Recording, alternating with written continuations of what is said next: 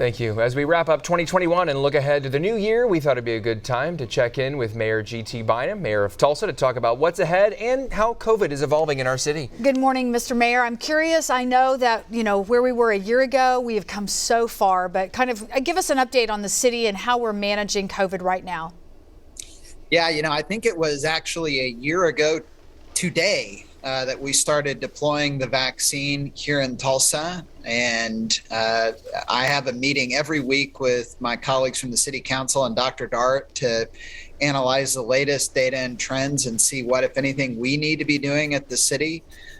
We've seen a little bit of an uptick in our overall hospitalization levels. We're right at about 10.9% of all people in hospitals in Tulsa are COVID patients. That's up from, I think we got down to about 6% a month ago, but way down from 28% back in mid-August. I would really echo what Dr. Dart has been saying this week, which is that we really need folks who are able to get the booster to go do it. I got mine about 2 weeks ago, and am glad I have it, especially as we see yet another variant approaching Oklahoma, and will be here at some point. It's just a matter of when, not if.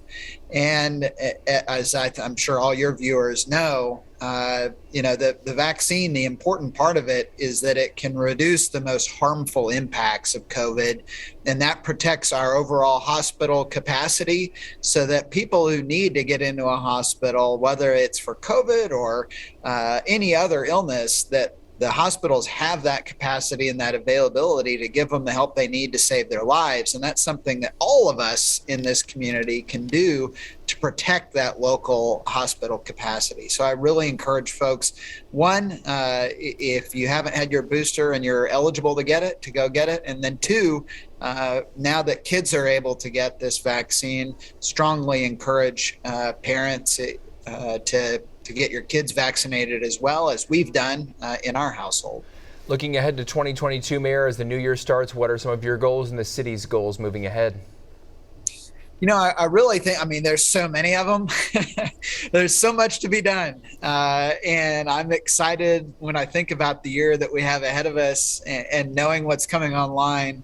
Thinking about like USA BMX's Olympic Training and Trials Facility be opening up in the first quarter of next year. Things like that coming online are very exciting. But if I had to pick three things, I would say number one, I want us to continue to make improvements on staffing the Tulsa Police Department in particular. That is an area where we are seeing real challenges as we have a wave of retirements hitting us. And overall challenges with recruiting people into law enforcement right now. We have to get our numbers up there if we want to be delivering police services in Tulsa the way that I think Chief Franklin and the men and the women in the Tulsa Police Department want to be serving this city. Two, we will have an opportunity to renew our franchise agreement with PSO with a public vote in 2022. And one of the great things about this is that it would, with this new agreement, it would be designating 1% of revenue generated by PSO in Tulsa to go for line burials in Tulsa, which helps make our electrical system here much more resilient, and also for the maintenance of highway lights in Tulsa, so we don't run into in the future situations that we've seen here in the last decade where long stretches of our highways were darkened.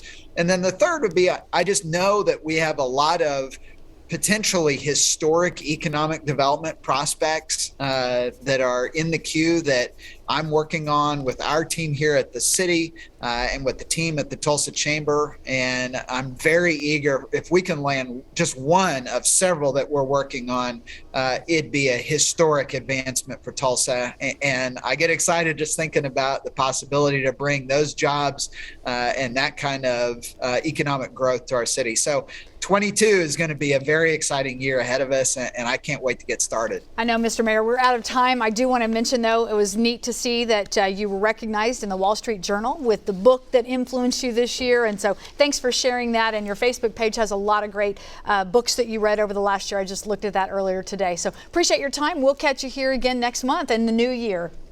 Being a huge nerd finally pays off. Thank you. Thank you, Mayor.